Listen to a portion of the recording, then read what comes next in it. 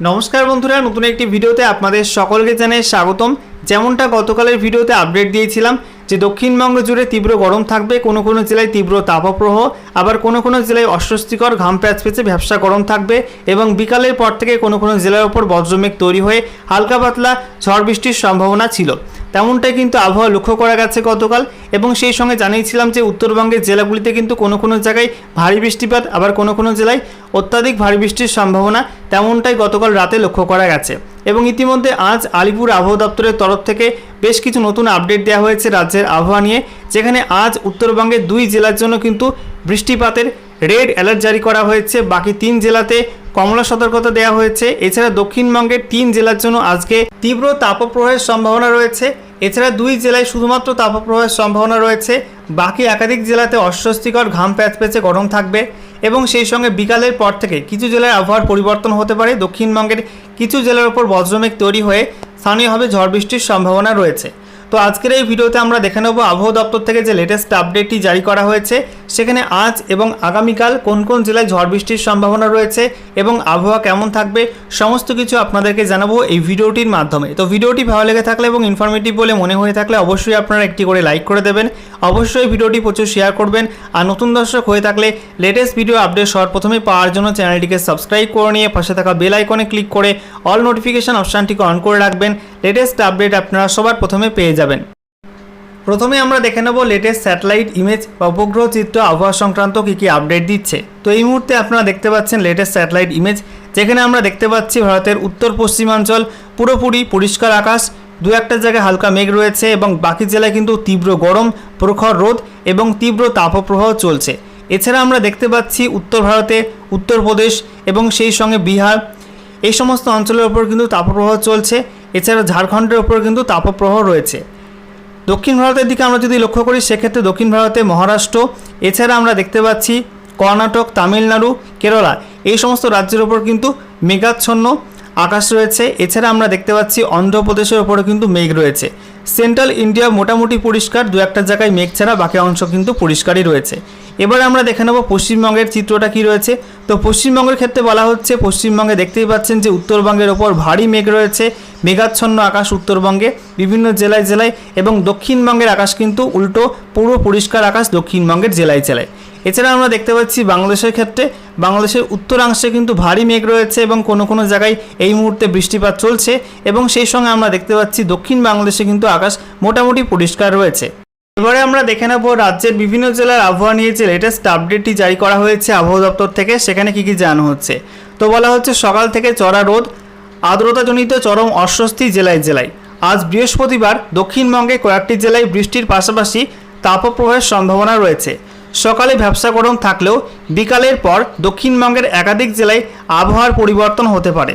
যদিও কলকাতায় আজ বৃষ্টির সম্ভাবনা নেই। আজ কলকাতায় সর্বোচ্চ তাপমাত্রা 36 ডিগ্রি সেলসিয়াসের আশেপাশে থাকবে, সর্বনিম্ন তাপমাত্রা 30 ডিগ্রি সেলসিয়াসের কাছাকাছি থাকবে। আবহাওয়া দপ্তর জানিয়েছে আজ কয়েক পশলা বৃষ্টি হতে পারে দক্ষিণবঙ্গের জেলাগুলিতে। পাশাপাশি বর্ধমান এবং পশ্চিম মেদিনীপুরে তাপপ্রবাহের সতর্কতা রয়েছে, সেই সঙ্গে পুরুলিয়া জেলাতেও কিন্তু তাপপ্রবাহের সম্ভাবনা রয়েছে। শুক্রবার থেকে বৃষ্টির পরিমাণ বাড়বে, শনিবার কলকাতায় বৃষ্টি হবে। বৃষ্টির জেরে সাময়িকভাবে স্বস্তি ফিরতে পারে। অধিকাংশ জেলায় ঝড় বৃষ্টির পূর্বাভাস থাকলেও শনিবার পশ্চিম বর্ধমান, পশ্চিম মেদিনীপুর এবং পুরুলিয়া জেলায় তাপপ্রবাহ রীতিমতো ভোগাবে। অন্যদিকে উত্তরবঙ্গের ওপরের জেলাগুলিতে ভারী থেকে অতি ভারী বৃষ্টির সতর্কতা জারি করা হয়েছে। সম্প্রতি পূর্বাঞ্চলীয় প্রধান আবহাওয়া দপ্তরের অধিকর্তা সোমনাথ দত্ত বলেন, কয়েকদিন পর থেকে দক্ষিণবঙ্গে লাগাতার বৃষ্টি শুরু হতে চলেছে। উত্তরবঙ্গের ক্ষেত্রেও দেওয়া হয়েছে ভারী বৃষ্টির পূর্বাভাস। বুধবারের মতো বৃহস্পতিবারও উত্তরের ওপরের দিকের 5 জেলায় ভারী থেকে অতি ভারী বৃষ্টি হতে পারে। মালদহ ও দক্ষিণ দিনাজপুরের কিছু অংশে ভারী বৃষ্টিপাতের সম্ভাবনা রয়েছে। এদিনও কলকাতা, হাওড়া, হুগলি এবং উপকূলবর্তী 2 জেলা বাদে বাকি প্রত্যেকটি জেলায় বিক্ষিপ্ত বৃষ্টিপাতের সম্ভাবনা রয়েছে। শুক্রবার আবার দক্ষিণবঙ্গ জুড়ে বৃষ্টিপাতের সম্ভাবনা রয়েছে। এদিন দক্ষিণবঙ্গের প্রত্যেকটি জেলায় বিক্ষিপ্তভাবে হালকা থেকে মাঝারি বৃষ্টিপাত হতে পারে। পশ্চিম বর্ধমান, বীরভূম, ঝাড়গ্রাম ও বাঁকুড়া জেলার অনেকটা অংশ জুড়ে বর্ষণের সম্ভাবনা রয়েছে। অন্যদিকে এদিন উত্তরবঙ্গের জেলাগুলিতে ভারী থেকে অতি ভারী বৃষ্টির সম্ভাবনা আছে। এবারে দেখে নেওয়া যাক আলিপুর আবহাওয়া দপ্তর থেকে আজ এবং আগামীকাল রাজ্যের কোন কোন জেলায় আবহাওয়া কেমন থাকবে তা নিয়ে যে অফিসিয়াল নোটিফিকেশন প্রকাশ করা হয়েছে সেখানে কোন কোন জেলার জন্য কী কী সতর্কতা দেওয়া হয়েছে। তো দেখতেই পাচ্ছেন বলা হচ্ছে 13ই জুন 2024 তারিখ সকাল 8:30 থেকে 14ই জুন 2024 তারিখ সকাল 8:30 পর্যন্ত যে আপডেটটি দেওয়া হয়েছে সেখানে জানা হচ্ছে উত্তরবঙ্গের দুই জেলা, প্রথমত আলিপুরদুয়ার এবং কোচবিহার, এই দুই জেলার জন্য কিন্তু রেড অ্যালার্ট জারি করা হয়েছে, লাল সতর্কতা রয়েছে বৃষ্টির। এই দুই জেলাতে অত্যাধিক ভারী বৃষ্টির সম্ভাবনা রয়েছে। সেই সঙ্গে জানা হচ্ছে দার্জিলিং, কালিম্পং এবং জলপাইগুড়ি, এই তিন জেলার জন্য কমলা সতর্কতা জারি করা হয়েছে বৃষ্টির।